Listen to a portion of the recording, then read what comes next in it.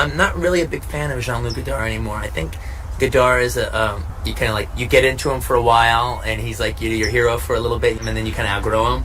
I think that's kind of what Godard is for at least for me anyway, as a filmmaker. I'm not trying to be disrespectful, I just think I've outgrown him. Godard was so influential to me at the beginning of my aesthetic as a director, of like wanting to be a director. His kind of like lack of complete any type of film style, just wanting to make movies for love of it. Godard is the one who taught me the fun and the freedom and the joy of breaking rules, you know, and just fucking around with the entire medium. While I say I've outgrown Godard, I haven't outgrown Pauline Kael's reviews of Godard.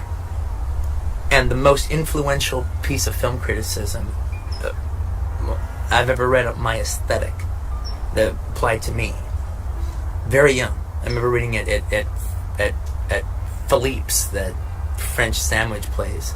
Alright, I had one of Pauline Kael's books, and I'm reading her review of Band of Outsiders, also known as Band Apart, which I named my company after. She's reviewing Godard's movie, and she says, it's as if a couple of movie crazy young Frenchmen were in a coffee house, alright, and they've taken a banal American crime novel, and they're making a movie out of it based not on the novel, but on the poetry that they read between the lines.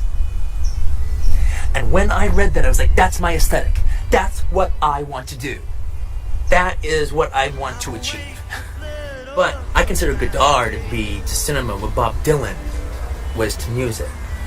I haven't grown out of Dylan. I've grown out of Godard. All right, I'm not kicking the old guy. All right, it's just I've grown out of him.